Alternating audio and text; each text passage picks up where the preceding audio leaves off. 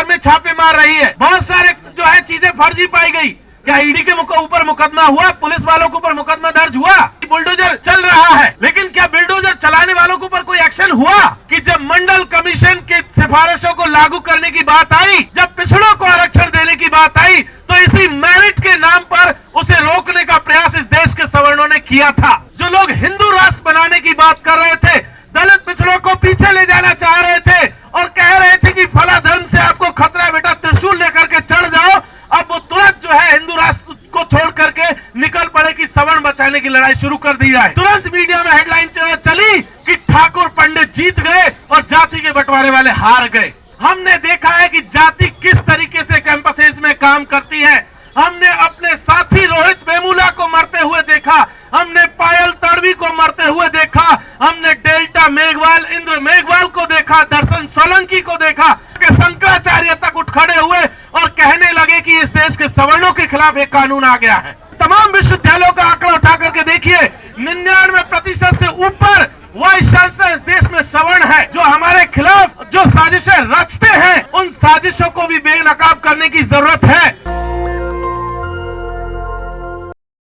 इस बार भी हम अपने हक और हुकूक के लिए सड़कों पर हैं, लेकिन अंतर इस बार थोड़ा सा यह है कि जिन लोगों को यह जिम्मेदारी थी कि वो हमारे साथ न्याय करेंगे, वो चाहे सरकार में बैठे हुए लोग हों, चाहे अलग अलग संस्थानों में बैठे हुए लोग हों, न्यायपालिका में बैठे हुए लोग हों, या जहां कहीं पर भी वो लोग बैठे हुए हैं, उनके ऊपर यह जिम्मेदारी थी कि वो हमारे साथ न्याय करते।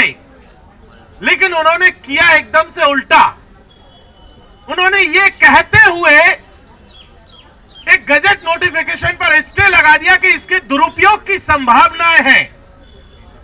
एक ऐसा नोटिफिकेशन जो एग्जिस्टेंस में आया ही नहीं था, यूजीसी ने सिर्फ जारी किया था, कैंपसेस में अभी तक पहुंचा ही नहीं था। उस पर अभी तो आगे का कैंपस काम शुरू करते, वो कॉलेज तक पहुंचता, उस पर कमेटियां बनती, उससे पहले ये कह दिया गया कि इसके दुरुपयोग की संभावनाएं हैं। ये अजम्पशन पर इस देश में पहली बार था कि सिर्फ संभावनाओं के आधार पर किसी गजट नोटिफिकेशन को, किसी रूल को रोक दिया गया। और ये हैरानी की बात यह है कि एक बार फिर से ये इस देश के दलित पिछड़े आदिवासियों के साथ में, महिलाओं के साथ में, दिव्यांगों के साथ में हुआ।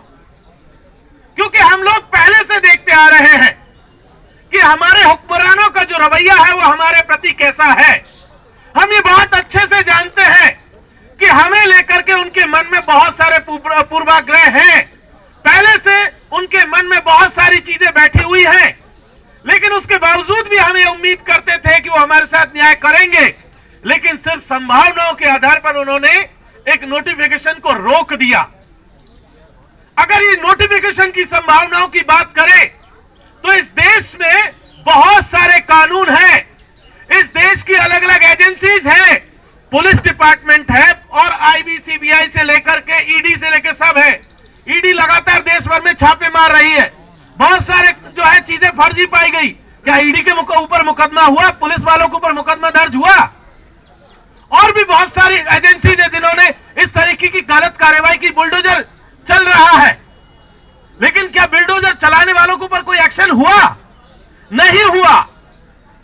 क्यों नहीं हुआ, यह भी समझने की जरूरत है, क्योंकि वहां बुलडोजर चलाने वाले सवर्ण जो है दलित पिछड़ा आदिवासी नहीं है।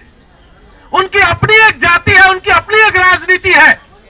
लेकिन जब ये बात इस देश के आदिवासियों को लेकर के शुरू होती है, इस देश के दलित और पिछड़ों को लेकर के शुरू होती है, तब तुरंत जो है संभावनाओं का नाम लेकर के उस गजट नोटिफिकेशन को रोक दिया गया। हम जानते हैं इसकी पॉलिटिक्स को। अगर किसी को यह लगता है कि हमें समझ में नहीं आता, हमने 90 का दशक देखा है कि जब मंडल कमीशन की सिफारिशों को लागू करने की बात आई, जब पिछड़ों को आरक्षण देने की बात आई, तो इसी मेरिट के नाम पर उसे रोकने का प्रयास इस देश के सवर्णों ने किया था। इस देश के प्रकाश ने किया था कि किसी तरीके से जो दलित पिछड़ा तो घुस गया, अब जो है दलित और आदिवासी घुस गया, पिछड़ों को नहीं घुसने दिया गया। और वो सिलसिला अगले 20 साल चला। बड़ी मुश्किल से 2009, 10 और 11, 12 तक आते आते इस देश के अलग अलग विश्वविद्यालयों में पिछड़ा तबके की एंट्री शुरू हुई। एक बार फिर से वही काम किया गया कि पहली बार किसी रूल और रेगुलेशन में एसटी, एससी, ओबीसी के साथ साथ ये रिकॉग्नाइज किया गया कि हाँ, इस देश के पिछड़े तबके के साथ भी अन्याय होता है, जाति के नाम पर भेदभाव होता है। और उसे रिकॉग्नाइज क्या कर लिया, पूरा का पूरा एक खेमा था, पूरी एक लॉबी चीज थी जो एकदम से सरफेस पर आ गई। सब के सब एकदम निकल करके आ गए। जो लोग हिंदू राष्ट्र बनाने की बात कर रहे थे, दलित पिछड़ों को पीछे ले जाना चाह रहे थे और कह रहे थे कि फला धर्म से आपको खतरा है बेटा, त्रिशूल लेकर के चढ़ जाओ, अब वो तुरंत जो है हिंदू राष्ट्र को छोड़ करके निकल पड़े कि सवर्ण बचाने की लड़ाई शुरू कर दी जाए। मीडिया में घोषणा हुई कि अमेरिका में टैलेंट देखा जा रहा है, चीन में टैलेंट देखा जा रहा है, और जैसे स्टे ऑर्डर लिखा और स्टे ऑर्डर आया, तुरंत मीडिया में हेडलाइन चली कि ठाकुर पंडित जीत गए और जाति के बंटवारे वाले हार गए। हम जानते हैं इस राजनीति को कि कौन जीता है, कौन हारा है। स्टे ऑर्डर से पहले आप उदाहरण देते हैं चाइना का और अमेरिका का, और ऑर्डर आने के बाद आप कहते हैं कि ठाकुर पंडित जीते हैं। यही वो मेंटेलिटी है जिसके खिलाफ हमारे लोग बरसों से संघर्षरत हैं। हम लोगों ने देखा है, हम लोगों ने जिया है, हम उसके विक्टिम हैं। हमने देखा है कि जाति किस तरीके से कैंपसेस में काम करती है। हमने अपने साथी रोहित वेमुला को मरते हुए देखा, हमने पायल तड़वी को मरते हुए देखा, हमने डेल्टा मेघवाल, इंद्र मेघवाल को देखा, दर्शन सोलंकी को देखा, हमने एम्स के भीतर अनिल मीणा की सुसाइड को भी देखा है 2012 के भीतर। हमने उन तमाम केसेस को देखा, हमारे अपने लोगों को मरते हुए हमने देखा है। लेकिन यहां एक तरीके से ऐसा माहौल बनाया गया कि एक सड़क पर चलने वाला रिक्शे वाले से लेकर के शंकराचार्य तक उठ खड़े हुए और कहने लगे कि इस देश के सवर्णों के खिलाफ एक कानून आ गया है। जिस तरीके का नैरेटिव शुरू हुआ, अभी तक जो प्रधानमंत्री को जो है बड़ी बड़ी बातें करते थे, प्रधानमंत्री को हिंदू राष्ट्र का सबसे बड़ा मुखिया कहते थे, उनकी जात खोद करके ले आए, कहने लगे ये तो तेली है, इसकी शक्ल देखते तो दिन खराब हो जाता है। यही लोग थे जब हम लोग किसान आंदोलन में किसानों के साथ खड़े थे, जब सीएनआरसी में मुसलमानों के साथ खड़े हुए थे, और तमाम तरीके की लड़ाइयों में जब इस देश के माइनॉरिटीज के साथ खड़े हुए थे, पिछड़ों के साथ, आदिवासियों के साथ खड़े हुए थे, वो हमें सर्टिफिकेट दे रहे थे कि चले जाओ, मोदी का विरोध कर रहे पाकिस्तान चले जाओ, सरकार का विरोध कर रहे पाकिस्तान चले जाओ। आज वो खुद मैदान में आकर के उसी सरकार को अलग अलग तरीके से क्रिटिसाइज कर रहे थे। ये समझना यहां से बहुत जरूरी है साथियों कि कौन लोग हैं, किस तरीके की राजनीति उनकी है। और इसमें सबसे जो खेल खेला गया बीजेपी का, जिस कमेटी की रिकमेंडेशन थी स्टैंडिंग कमेटी की, उस 30 मेंबर की स्टैंडिंग कमेटी के तमाम लोगों ने ये यूनानिमस डिसीजन लिया था कि भाई इस तरीके की गाइडलाइंस आनी चाहिए। और सुप्रीम कोर्ट के कहने के बाद वो स्टैंडिंग कमेटी बनी थी, और जब कमेटी की रिकमेंडेशन आई, नोटिफिकेशन जब आया, वही सुप्रीम कोर्ट कहने लगता है कि ये क्या बना दिया आपने। और वही बीजेपी जो उसके सपोर्ट में थी, वो तमाम लोग कहते हैं कि भाई जो है हम तो इसका सपोर्ट ही नहीं करते, हम तो जो है सरकार के वकील जो है सुप्रीम कोर्ट के भीतर जाकर के गजट नोटिफिकेशन को डिफेंड तक नहीं कर पाते हैं, वो उसके पक्ष में कुछ नहीं बोलते हैं। तो क्या ये राजनीति जो हो रही है हमारे साथ में, हमें समझ में नहीं आती है? हमें आती है, हमने पहले भी जाना है, हमने 200 पॉइंट रोस्टर के मौके पर भी इसको जाना था, हमने एसटी/एससी एक्ट में भी जाना था, हमने मंडल कमीशन के दौर में भी जाना, हमने हर दौर में इस चीज को जाना है कि कौन सा इकोसिस्टम है जो इस देश के दलित, पिछड़े, आदिवासियों के खिलाफ, महिला और दिव्यांगों के खिलाफ काम कर रहा है, इस देश के शोषित पीड़ितों के खिलाफ काम कर रहा है। वही इकोसिस्टम ये वो है जिसकी इस देश के विश्वविद्यालयों में 90% से ज्यादा की हिस्सेदारी है।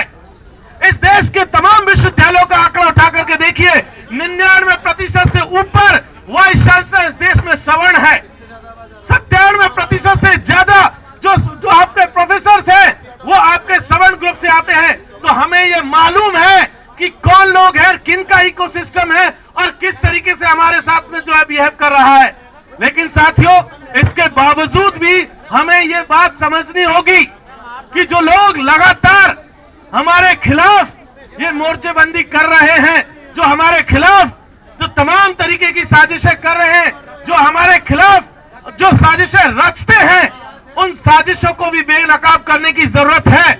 इसलिए हमारे लिए बहुत ज्यादा जरूरी है कि हम अपनी आवाज को मजबूती से बुलंद करें, ताकि हमें हमारा हक जो इस देश के संविधान में मिला था उसे हम बचा करके रख सके, और ताकि ये लड़ाई को आगे मजबूती से लड़ा जा सके। यही बात कहकर के मैं अपनी वाणी को विराम देता हूं।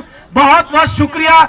जो है जय भीम, हुल जोहार, संविधान जिंदाबाद, आदिवासी एकता जिंदाबाद, दलित एकता जिंदाबाद, हम सब की एकता जिंदाबाद। दस्तक की आपसे गुजारिश है कि अगर इसको बचाना चाहते हैं तो नेशनल दस्तक को सब्सक्राइब करने के लिए रेड कलर के सब्सक्राइब बटन को दबाएं, फिर बेल आइकन की घंटी दबाएं। नेशनल दस्तक को बचाने के लिए बहुत जरूरी है कि हर खबर को शेयर करें, लाइक करें, कमेंट जरूर करें।